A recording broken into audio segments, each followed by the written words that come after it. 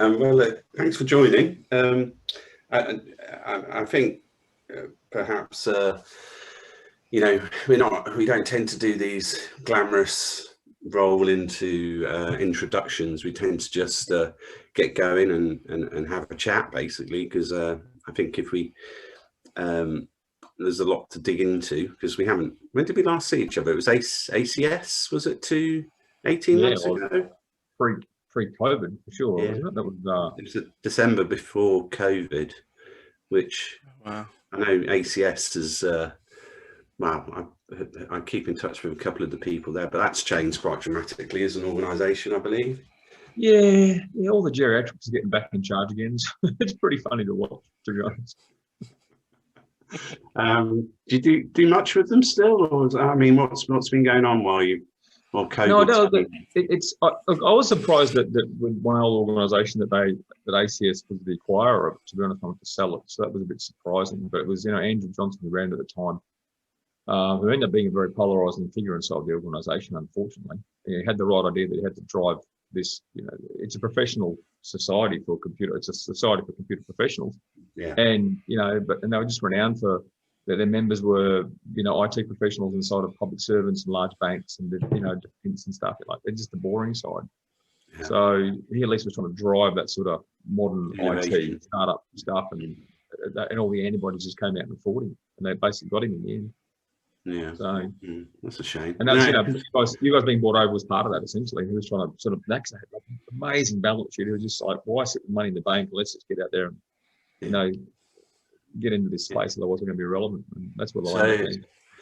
Yeah. So would you say it was like a union, like a trade union for?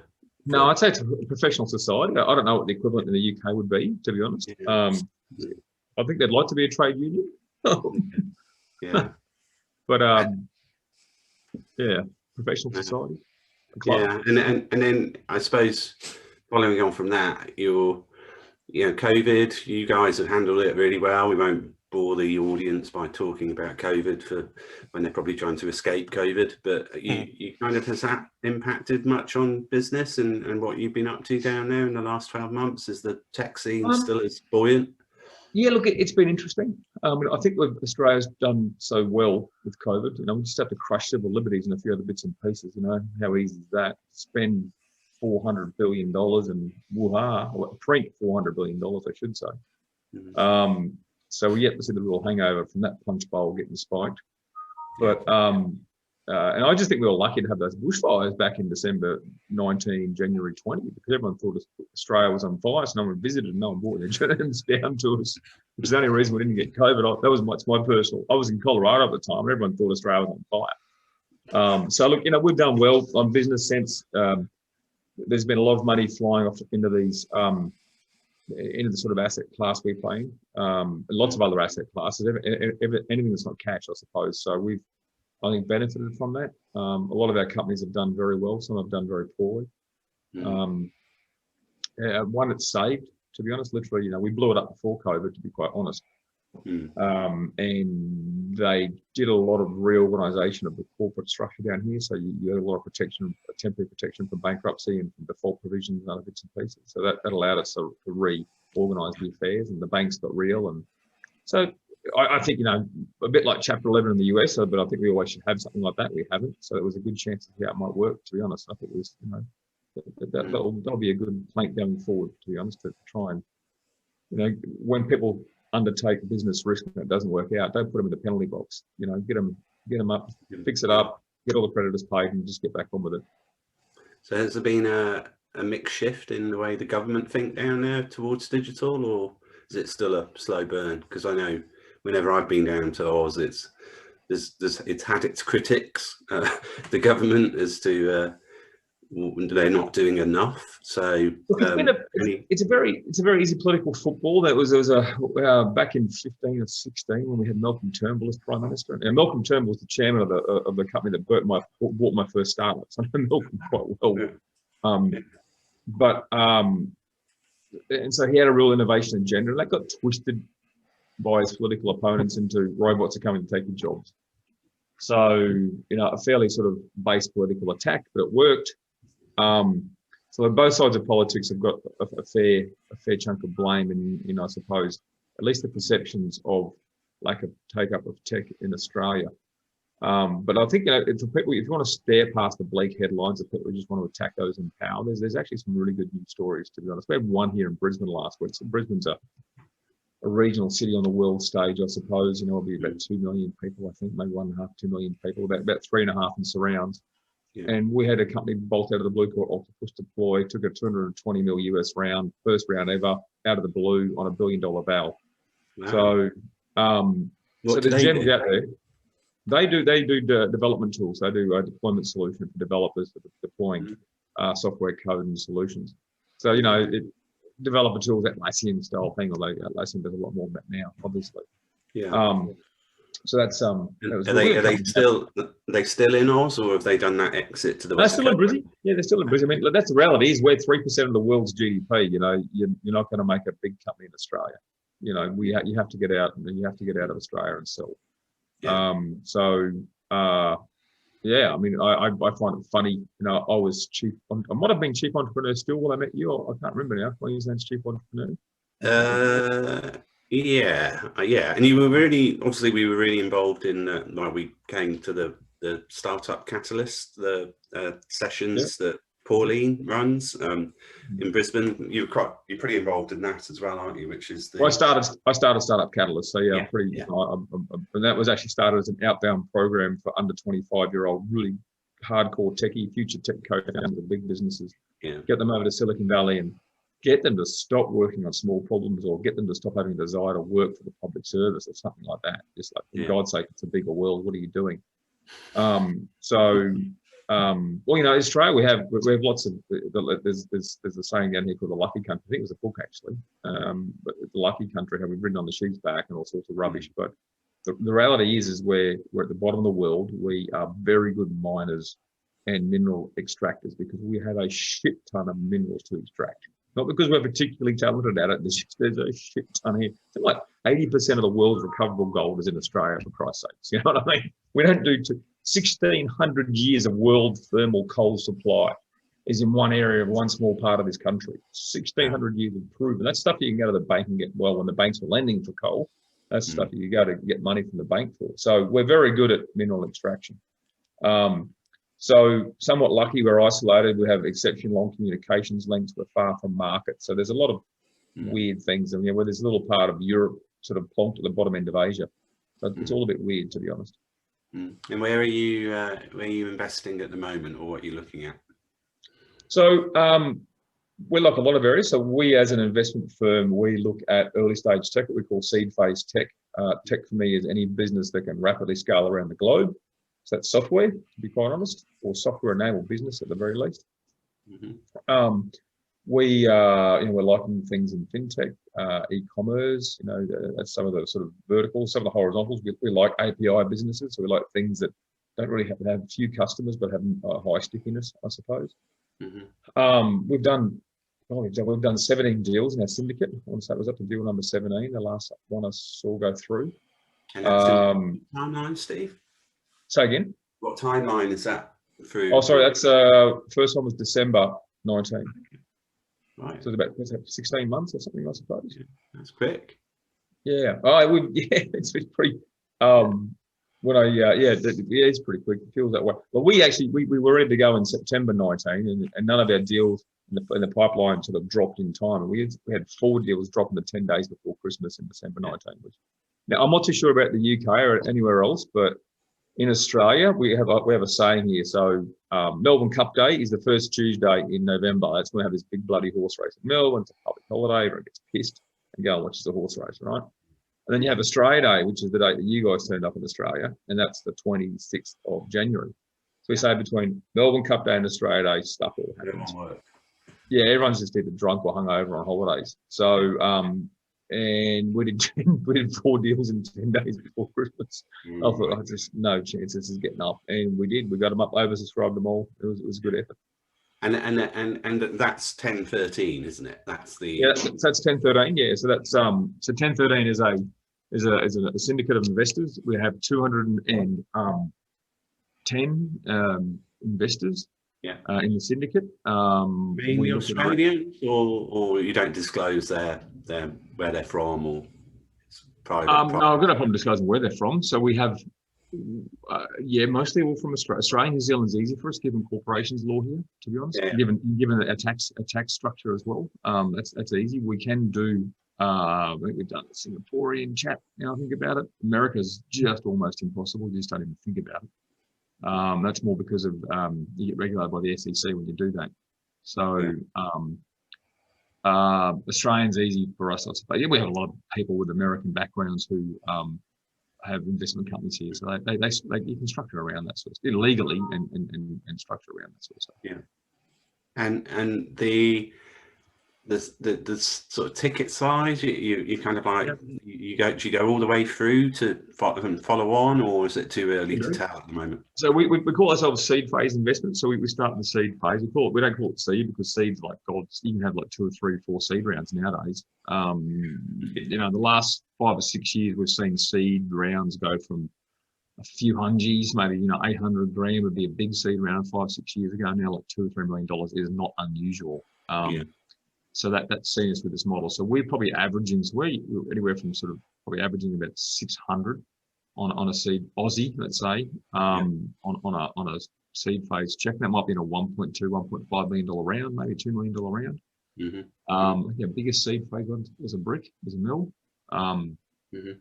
So all the way through, so we just did a $4.4 million US round. So I've got Salesforce on the screen here. I'm actually looking at the screen right now.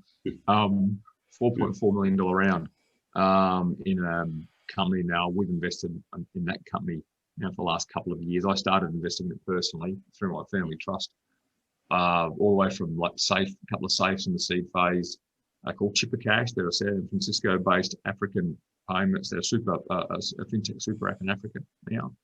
Round before last, like Ribbit Capital came in, Bezos came in, and we're just doing.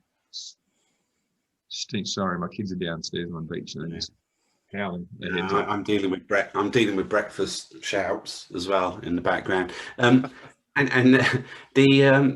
So international focus then, or is it 80% Oz or NZ and 20%? No, I'd say it's vast majority will be Oz, NZ. A lot of the that's why the fact we made the US deals are US domicile. They're Australian based. We have lots of companies that flip to the US. So ultimately typically have a very good tech core here in Australia. So Australia has a really good taxation rate. There's a pretty good taxation regime for what we call research and development tax credits. So you get like up to, I think, 43 cents the dollar back for what you spend on eligible sort of research and development. And even if you're a US domicile company, providing you've actually got the Australian PTLTD and the wages are paid here, then you get access to that. So keeping a tech core here makes a lot of sense. But we have a lot of US, Delaware domicile, Aussie based. And the deals we did Chippers, they're actually San Francisco based, Delaware domiciled, operating in Africa. We just did one which is Brisbane, Sydney based, domiciled, Delaware. And one actually the Aussie one, so one out of Melbourne. Now the founders have just moved to LA and set up over there, and operating in the UK as well. It's called Mr. Yum. It's one of these QR code check-in and ordering systems for in the restaurants and stuff. Yeah, and then with the investment, do you put in brain power as well, as in people get involved, or you have someone on the board, or how sticky are you? Look, a lot will depend. One business we just raised money for in particular, we've got 1.3% of it. It's a little hard to stamp your feet and ask for a board seat when you're 1.3% of the company. So it's like all these things, it's people sort of ask that, and it's well, the really good ones, we just stay the hell out of their way unless they ask, because they're better than us. They're good because they're good. They're better than us. We'll obviously catch up and see what we can do to help. We try and help out I suppose everyone below the really good ones. We do have boards here. I'm on 3 boards. I think my team will be on about 6 boards, I want to say. Might be 7. So we do. We catch up. We try and catch up regularly. With the portfolio, we have 200 investors, and our investors are some of the most wealthiest industrialists, some of the founding teams of some of the biggest tech startups you can name, and I won't name because it's obviously, you know, we've got some really good hitters in the role. So we have a deep well of people we can reach into, and this is what we sort of say, you know, tell us your goddamn problem. Maybe we can fix it. Maybe the person who's done that before. So don't suffer from silence, for Christ's sakes. Okay. And then the deal flow mainly coming through your networks. Yeah, look, it's pretty good. We see about 700 companies. And when we see 700 companies a year, we actually, you know, ones we don't instantly throw away. You know, I got one today, some guy from Africa who's got a brand new internal combustion engine because that hasn't been done to death ever. So we don't really do that. So we throw those away. There's always one a week. Yeah, they're not the 700, but I think it's about 55 or 60 a week. A month that we get, and really we can actually track where it comes from. Now we've only put a comprehensive CRM Salesforce in place since about maybe February March last year. So we've been implementing parts of that, and the last thing implemented was actually the deal flow pipeline, and that we had other stuff to put in first. So we haven't sat down and actually done that analysis. However, I would think that you know, I have somewhat of an elevated public profile in Australia with the work that I've done and other bits and pieces. So that comes through naturally. We have our own communities. We have we have just had 2 people start, so I should know this. I think there's either 9 or 10 people, including me, in the business. Yeah. So we have 3 deal team executives, 3 deal team executives plus an investor support person. We have a financial ops. We have Doug, who is the community manager, community and sort of marketing manager.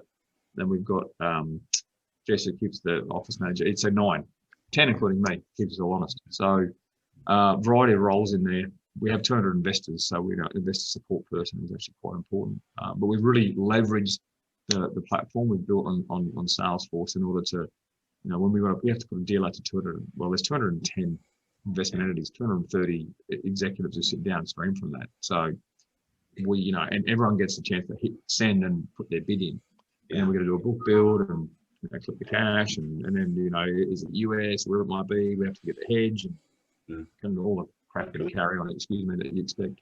And are you working with any VCs alongside? You know, you invest alongside particular VCs or any of the Australian VCs? We had Matt from Act Capital on probably about a month ago. We're going to be publishing that soon. Really smart guy. I don't know. I imagine you know. What's his name? Matt who? Sorry, Matt. Matt Cole at Act Capital Partners. I think they're Sydney based, aren't they, Anthony? I believe. Yeah, focusing on entertainment, tech, and that. Yeah, nice. Yeah, I'll connect you if you come across him. We've just done. You know, we just let a deal where Air3 came in behind us. We've got deals with Blackbird and another one right now. Actually, one we're doing. I've got all these e-signing bits and pieces going here at the moment. I'm doing that. Blackbird's involved with that. Plus another overseas one called, call the name now, but we've had probably, you know, Ribbit Capital is another big one, another fintech. Well, they're not Aussie. So Seek Capital down here, which is formed out of the Seek employment business. We've OIF. Probably get a skip. I'm not skipped just yet. So there's a lot. I would say that we have very good relationships with all of them. That's for sure. Main Sequence Ventures, which is spun out of the Wi-Fi bounty from CSIRO, so all the Wi-Fi royalties. Wasn't royalties, it was reparations after you sued somebody that we got from Wi-Fi. We put into a VC fund essentially. So we've done a lot. I should actually go to my list and I can sort of list out all the Australian VCs. We've got all these broken out now in Salesforce, which is quite cool. But where are we? Australian VCs. You get Salesforce to sponsor this episode. I shouldn't I? No, I'm talking to Salesforce guys about what we've built there. So, so we've got quite a One Ventures. We've got a few there. European head, the head of European law practice lives over the road from me, so I could also put in a bid there as well. And then there's a lot of small funds, a lot of big funds. It's very much a market that's growing here in Australia. There's been some good wins. A lot of their early VC funds had a chunk of Canva, so they're all very happy with themselves, obviously. and some other real success stories coming through there as well. Yeah, and then obviously the Shark Tank background. I've been in meetings with you, and I love your style. We have a fair few founders listening to the podcast as it grows. What's your big tip for any founders? Look, biggest tip for him. It's a huge one. So if you've seen Australian Shark Tank, you must be the only person, Chris, because it hasn't got very good ratings. So what's that? Sorry, Stephen, didn't hear you. If you've seen Australian Shark Tank, you must be the one who's watching it because no one else does. Right. No, I it's also when I've shared meetings with you, and you kind of get to the point pretty quickly with a lot. Life's too short to waste time, and and this business is full of froth and bullshit. At times you just cut to the chase. There's nothing worse than getting led down the garden path. Like there's certain things you want to know. So what's my biggest advice for founders? I think when you're raising capital, is to understand what you're doing, and what you're actually doing is you're selling something, and you're selling the hardest thing to sell. If you think your product's hard to sell, you wait till you sell your equity. You get it wrong and you're in trouble. And every moment you spend selling your equity, your product looks less valuable because you're spending less time selling your product. So, it's really, really tough. You've got to research it. Use the traditional sales tools that are out there, the CRM type things to stack, rank, split, categorize, chase after, do everything. It's research the investor you're going for. I said, if you've got a motor, peanut oil powered motor mower, don't come to me. I'm not your man. So I can't say that nowadays, can I? I'm not your investor. Research, it's a very hard, very tough enterprise sale. If you have no doubt you're selling equity in your business. If you haven't treated it as a sale, you're a muppet. That's good. And then on the flipping that round, the young aspiring VCs or investors out there, what's the tip there? So again, for what? So any listeners that we have who are young, aspiring, want to become VCs or set up a 1013, what would your tip be there? I think if you want to get into investing in this asset class in general, I'm not going to give you financial advice. I'm going to do 10 ways or sideways for that one. Look, if I was to give myself advice, what I would say is get a portfolio approach, understand the asset class that you're investing in for everything, and get a really good mix of assets and understand what you want to get out of your whatever capital base that you've got.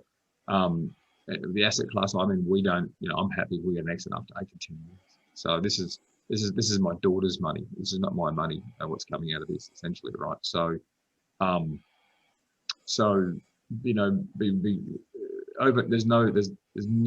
rarely an overnight success. Rarely. We had one exit after 4 and a bit years, and it was like a 28, 24, 23 times. It was really good. That's so rare.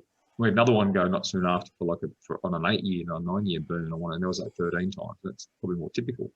Yeah. You know what I mean? So it's bloody long. And you want to see the carnage along the way. Jesus Christ, and the mortality was just like, it was like the berserkers had gone after the field there and just murdered everything in between. So it's a high mortality business. Yeah. And then obviously you've done your stints over here, London Tech Week, all the other I could be persuaded to come, especially if there's a cricket match on. Funny that. London, to be honest. I've lost track whether we can play people or we played in India, I think, recently, which obviously you now look at India and that's somewhat strange. Yeah, no. So any plans for the year ahead, or is COVID kind of strictly kept you in Australia and will do for the next 6 to 12 months, I imagine? Yeah, look, I think as a family, we're making plans to travel overseas again, hopefully for a holiday in Christmas, so December 22. Probably we like going to Aspen. We like going to Snowmass in Colorado, so we'll probably go back there.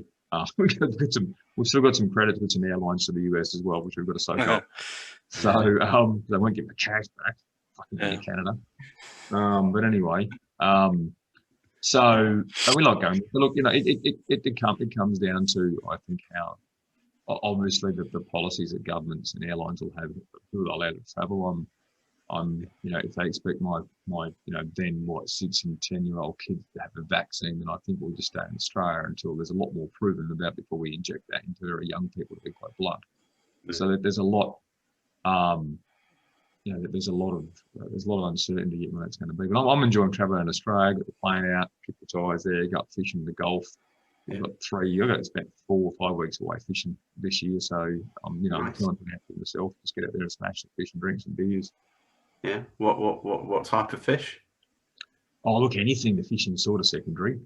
But where we go in this place called the Gulf of Carpentaria, which is in Brisbane. So it's about 900 nautical miles north. What's it about 1,200 miles north of here, I suppose, north or west.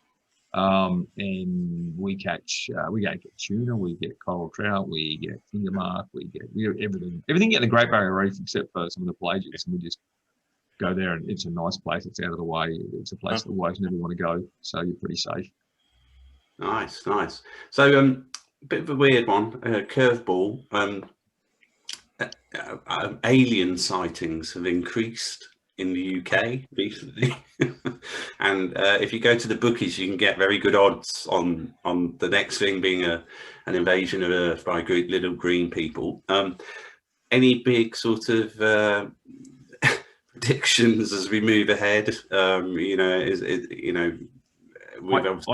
saw a news article like that. I saw the headline. I thought, I'm just not going to clickbait that. That's just they're not going to get my eyeballs. News.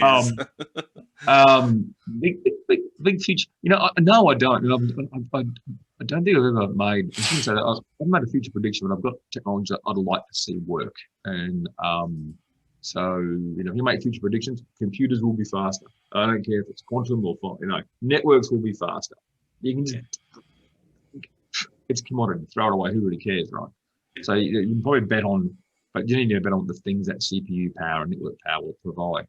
I'm a massive proponent of unmanned aerial flying vehicles, flying cars, flying taxis. I think that the amount of treasure that we stick into the road system here to take a 3-lane highway to a 4-lane highway is just catastrophic. And then we still kill people on those bloody, strips of rebar and bitumen. It's just horrible. I actually think we'll have a better society. And so and unfortunately, our regulator in Australia for aviation is just full of crusty old men. So I can't see it happening here first, but I'm a huge, I think the best way to flatten a city in a very non-violent sense will be to, get people living outside of it. Will be sort of say, well, okay, if you can jump a flying car that does 300 k's an hour, and you can live 118 kilometres away, a place called Perugian Beach, which is the nicest goddamn place in the galaxy.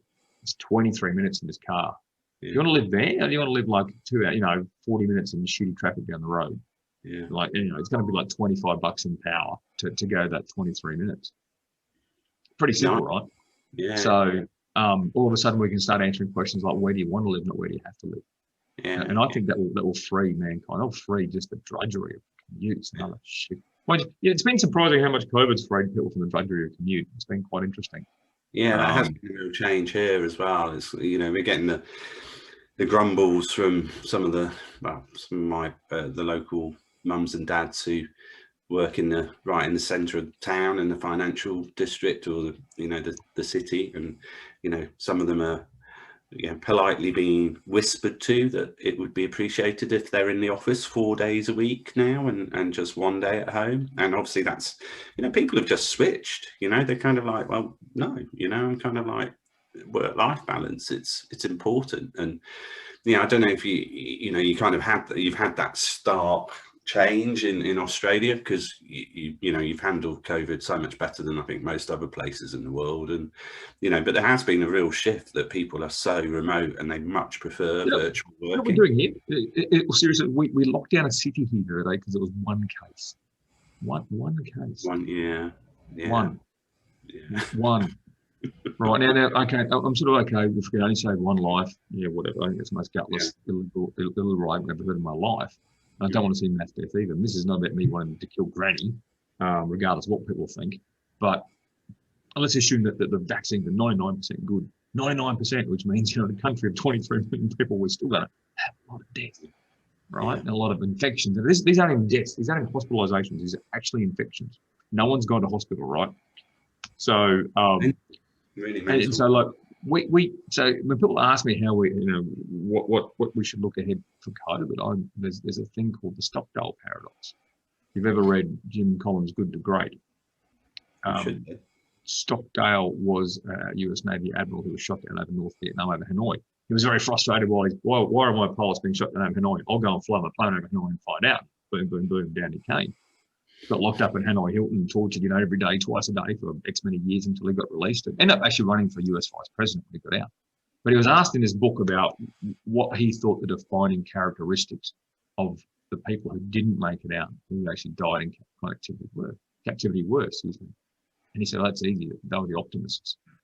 So, and we're in the Stockdale paradox. If you think we're getting out of this, if you think you get out of this alive, that's all good, right? We've got, like in Australia, we have one case, for Christ's sake, so we're locked out. Actually, we have one case and locked down the entire friggin' state. Oh, because we had the ultra-contagious UK variant, which managed to infect one other person, and that was the person she was sleeping with, called her husband.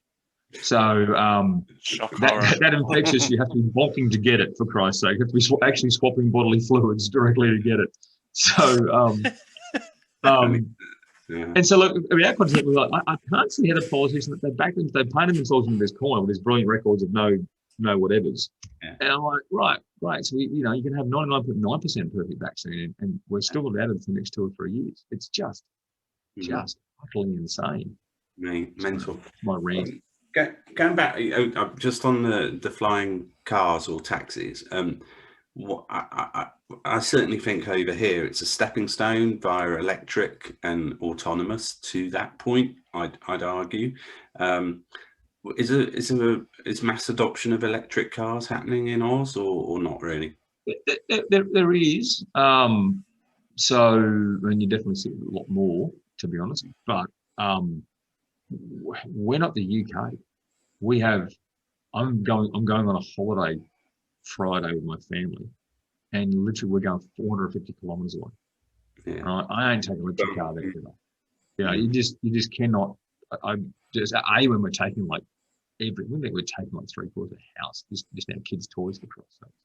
So, and a lot of people live, and so people are in an urban environment. That's fine, and that's great. A lot of people don't even own cars; they just do the Uber thing, which I think is good too. That's a choice. So electrification, I don't.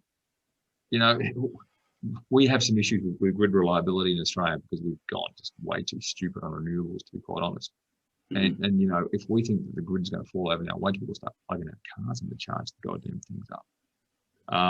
That's going to be just horrible. So look, I'm a bit of a contrarian when it comes to the whole climate change thing, to be honest. But we don't want to start. You get this podcast banned if I give my true thoughts. And so, electric cars I struggle. I actually quite like them. I've driven the Model X Tesla. It's nice. And eyeballs warp, it goes that fast. It's pretty cool. But I think you're right. It's probably not suitable everywhere all at once in its current form, right? But just like you were saying about, faster computers, faster Wi-Fi, all this stuff, longer range batteries, faster charging times, all that will happen eventually. So maybe at that point, it'll become more suitable. What problem are we solving is the question I'd ask. The problem we're solving, when China Australia has 38 gigawatts of coal-fired power. China installed 38 gigawatts of coal-fired power last year. Yeah. Okay, so let's just say that global warming is the catastrophe it's meant to be. We should be confronting it. We should be confronting the next person chosen a coal-fired power plant with a strategic mission to shut it off if it's that bad. Now, we're not doing that. Right, so look, there's a reckoning to be had here. And I like the technology. The cars are good. They're solid. There's a whole bunch of other nice things about them. Most of the things that people like about electric cars, you could put into an internal combustion engine. A lot of it's the cool automation and stuff. You could do that. So I'm not as sold on it, to be honest. I'm a bit more practical when it comes to my energy. I feel like my internet. I want my internet cheap and fast, and I don't really care how it comes to my house. I want my electricity reliable and cheap. Yeah. I don't know why. Great. Okay. And we always ask people for their tip on what they're watching. If you have time to watch anything, Steve, any shows you'd recommend apart from Shark Tank, obviously? Oh man, I've got a 7-year-old and a pair of 4-year-olds. I've barely watched sport in the last 8 years. I've really enjoyed the space one on Amazon Prime. It's terrible. I can't remember what it's called now. Movie or series? TV show. Yeah, TV show. It's the Ringate system and stuff. Oh God, terrible. It's not. Is it The Expanse? Maybe. Yeah, The Expanse. That's it. Yeah. I think it's one of the few. I'm mad keen science fiction fan. So I go for a walk once. I go for a walk at least once a day. Take the dog for a walk in the morning and just put the podcast in Audible, and I just listen to it's either space military opera or zombie apocalypse, end of the world type stuff. It's sort of, that's my genre. And so, but Expanse, it really is one TV show or the one popular video sort of depiction of real physics. They nail physics in Expanse. That's what I love seeing. I love seeing gravity. I love seeing how inertia is bad. If you know what inertia and gravity is sort of the same thing when you think about it. But Steve, I think we're out of time. So sorry, mate.